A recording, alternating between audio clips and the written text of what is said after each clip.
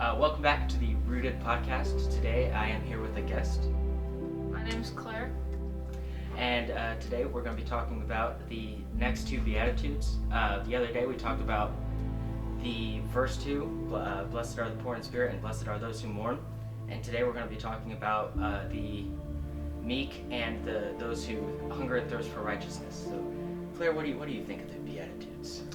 I personally love them. We're actually learning about them in our theology class right now.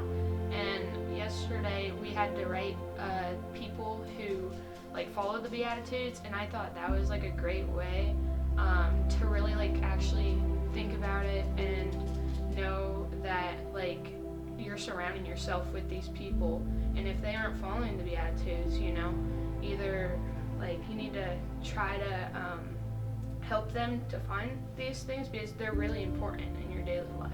Right. And that kind of can already lead into our saint of the day, Saint Pier Giorgio Frassati.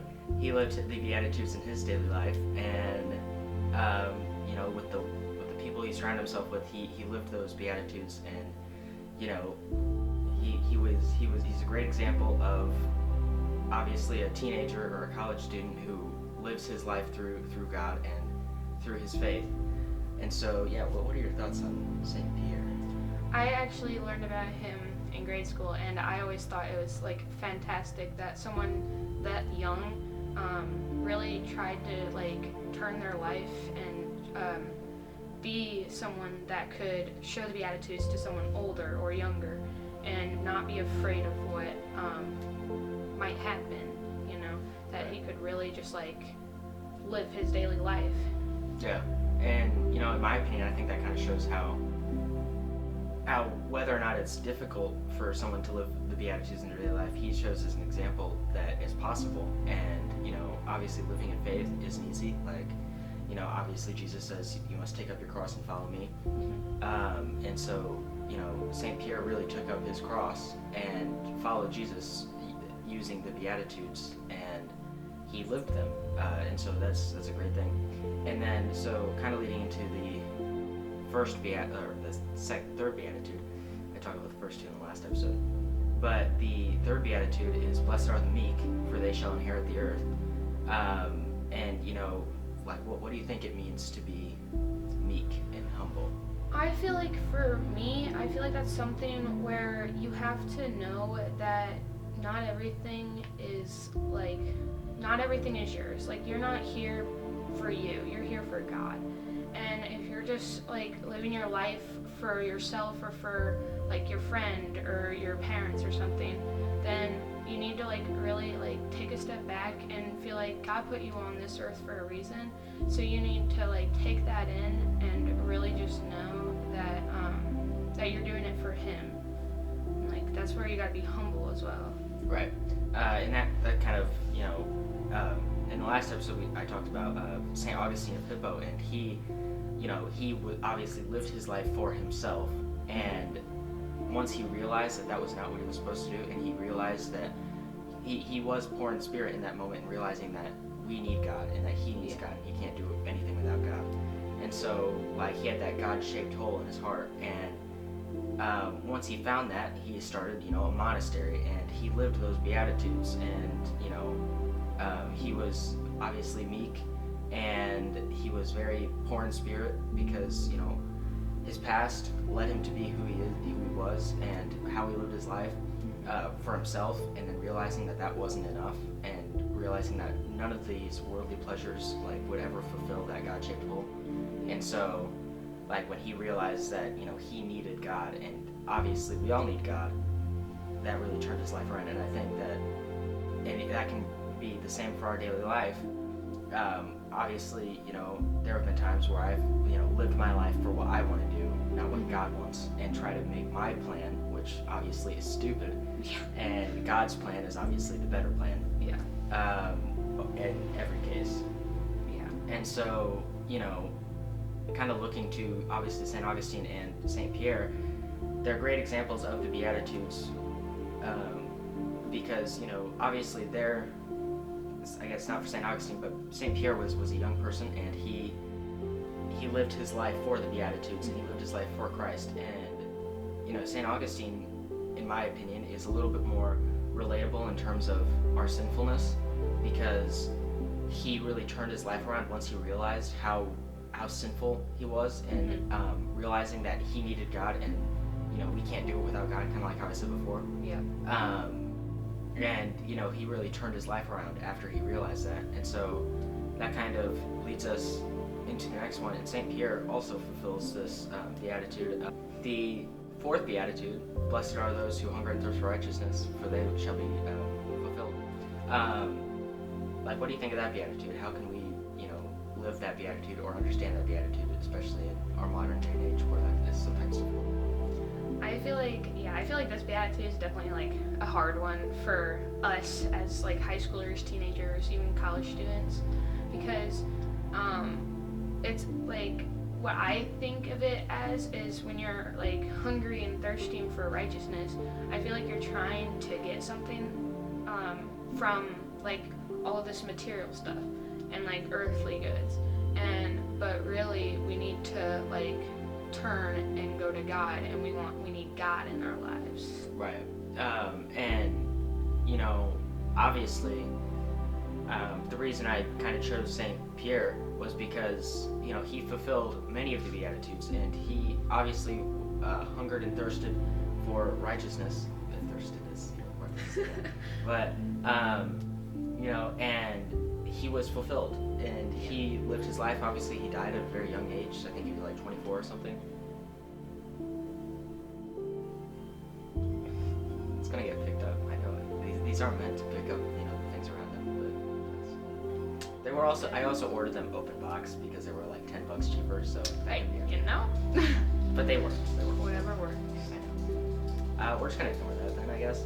But so as I was saying, Saint Pierre obviously fulfilled that beatitude because he was a very righteous person, and he lived his life for God, and he was always wanting to have justice and a fair thing.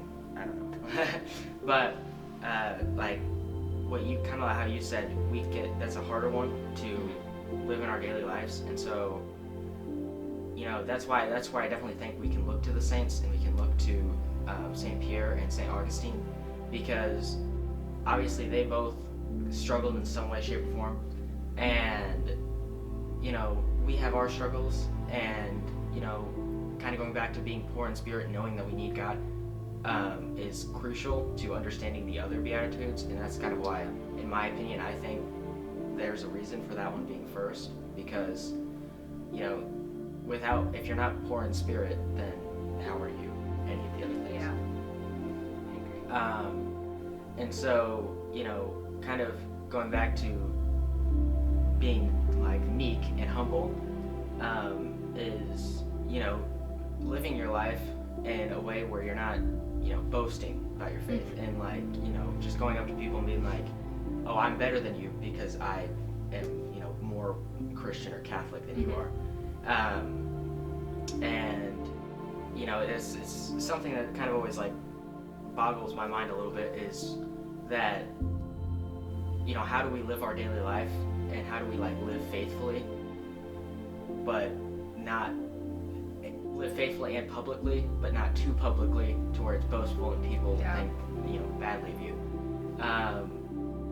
And obviously that can be a very difficult thing, but obviously with prayer, and Sam said in the season 1 finale that just pray for humbleness, pray for peace, pray for patience, and I pray the litany of humility every now and then. I told myself I was going to pray it every day, but obviously I fell off of that. And obviously for me, I feel like, in my opinion, having something like a podcast and publicly sharing what I believe in and how I live my daily life as a Catholic Christian, in my opinion, when I first started it, I would think that people would think badly of me, and that's why I kind of hesitated on starting the Instagram page or starting the YouTube page, because, well, if say the entirety of SHG or the entirety of school see that, and then they think poorly of me because I'm sharing my faith, and obviously in my opinion is sometimes looked down upon by others. And so something that is always important to keep in mind is that without prayer and obviously talking to God and going to things like Mass and adoration and confession, whenever, is important, because you can't pretend that you're, if you're so poor in your faith, you can't pretend like you're righteous, and you can't pretend that you are super faithful just because you go to Mass. Like Sam said in the season finale, that going to Mass, you don't go to Mass just to go. You go to Mass to receive the Eucharist, to receive Jesus into our hearts. And that's something to always keep in mind, because I know that when I was younger, obviously my parents, we went to Mass just about every weekend, and I hated it. I did not want to go. I thought it was the most boring thing in the world, and I would always that was always the down point in my day. But as I've grown older and as I've grown more in my faith, I've realized that should be the highlight of my day. Yes. The highlight of my Saturday or my Sunday.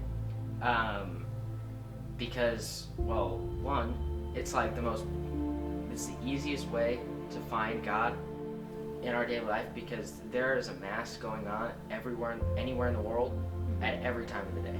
And that's always something that's, kind of interesting to me, because, obviously Catholic translates to universal, and it's the same everywhere. So I could be going to Mass here in Springfield, and it would be the same as going to Mass in, a distant country. Yeah. And so, that's something that's always interesting to me, and, kind of tying back into the Beatitudes so we don't get off track here. Being poor in spirit and being obviously meek and thirsting for righteousness, that's a important concept to keep in mind when you go to Mass, when you go to confession, and pray on those things and pray for those things, because obviously it is a very difficult thing to live those Beatitudes. And in my opinion, Jesus kind of humbles us a lot of the time, because we are very righteous, and going into the Bible, Jesus humbles a lot of people. Oh yes. And even I know I've watched The Chosen, and Jesus seems like a very kind of a comedic relief in that show a little bit, but when I'm watching it, it is also really similar to the Bible, because obviously they get most of their ideas from the Bible. And just being able to watch that in person and seeing that on the TV instead of reading in a book has always been more engaging to me. But once I open my Bible for the first time, it's like, man, well, I've been missing out on this the whole time. And that's something I've really been doing. I started listening to the Bible in a Year podcast, and so I kind of it's kind of like reading any book. You're like, man, that happened? Wait, what the heck?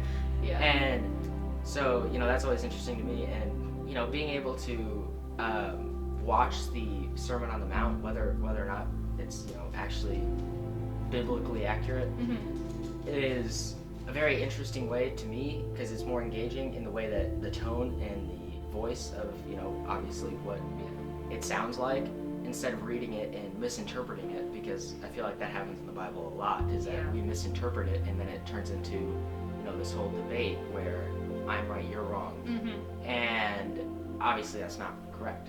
And so what are your thoughts on that? Would you prefer do you prefer watching things on TV, for instance, The Chosen over the Bible, or would you rather get your facts from the source, from the Bible? Because obviously there's different ways to do that. I go to the Bible for most of the concepts that I have in the podcast. I wouldn't go and watch an episode of The Chosen and be like, I'm going to talk about that. So I feel like for me, as someone who hates reading, I do like watching The Chosen. We actually started watching it in 8th grade, and I was like, wow, this actually is a really good depiction of the Bible and of Jesus' everyday life. But now that I'm in high school, I started Bible study with some of the people at school, and I've realized like I need to read the Bible more. I've been struggling with that recently. I still, open it, hopefully, like every other day, most likely. But I mean, yes, I'm trying to get better opening it every day, reading it, and really interpreting it, because I feel like sometimes I look at it like a textbook, and I'm just like, reading passages on passages, not getting anything out of it. But when you really like stop, read one verse or one chapter at a time, and you reflect on it, you write notes, or you answer questions or something like that, you really get that sense of like, I'm doing this and I'm getting something out of it. I'm getting God out of it. Right. And that's what I like about the Bible in a Year podcast is that Father Mike, he doesn't only obviously read the Bible, but he reads it and then he reads some chapters and then of another book in the Bible, and then he'll reflect on it. Yes. And, he'll do like a little prayer, and then he will explain it and what's happening and how we can kind of, similar to what Michael is, and that is how we can relate that to our modern day and age. Obviously, I'm not taking passages from the Bible and posting that or whatever, but that's similar to the goal I have for this podcast is sharing what I believe to be, well, not only correct to myself, but how I live that in my daily life. And so obviously the Bible is a very important piece to how I live my daily life, and I think that's a really important thing. And obviously it's getting a little long here, so we're gonna kind of wrap up a little bit. But anyway, kind of like tying way back into the Beatitudes, we got way off track. How do you think that you live the Beatitudes, or how you should live the Beatitudes, especially Beatitude number 3 and Beatitude number 4 in your daily life? After like talking about the Beatitudes in class, I'm like I've been thinking about it, and I've been trying to like really live them every day, because they are a huge part of our faith, and like everybody who is a Catholic knows about the Beatitudes. So like being meek, for me, I try to share the word. Like I was on the phone with my friend the other night, and I was like, this is God's plan, yada yada yada. But I try now, like as someone who is coming back into their faith, I try now to really relate God and the Bible and the Beatitudes to every conversation I have with anybody. Whether it's just like talking about food or something, I get into like whatever, and I really feel like I'm changing, and I love that. And I really think that the Beatitudes, just like reading them or like hearing one of them a day or something like that, can really help you just change. Yeah. I definitely think that the Beatitudes are obviously very humbling, and the Sermon on the Mount is obviously very humbling. Yes. And that's most of the reason why I'm splitting the Beatitudes up into 2 per episode is because it's a little bit of a lot to take all at once. And obviously we'd be here for a long time. If we talked about all 8 Beatitudes. And obviously I do plan to have more guests on the podcast, and so I hope that maybe in a future episode we'll have you as a guest again. Yeah, I love that. And so would you like to end us off with a prayer or yeah, of course. All right. God, I just want to pray for everybody who's listening to this, watching this. I want to pray for anybody who's struggling with living the Beatitudes in their daily lives, that they can turn to you, open up their Bible, read the Beatitudes, listen to the Sermon on the Mount, anything like that, and that they can really take it in and reflect on all of these 8 Beatitudes, and really try to live their daily lives for you. In your name we pray. Our Father, hallowed be thy name. Thy kingdom come, thy will be done on earth as it is in heaven. Give us this day our daily bread, and forgive us our trespasses, as we forgive those who trespass against us. And lead us not into temptation, but deliver us from evil. All right. Thank you.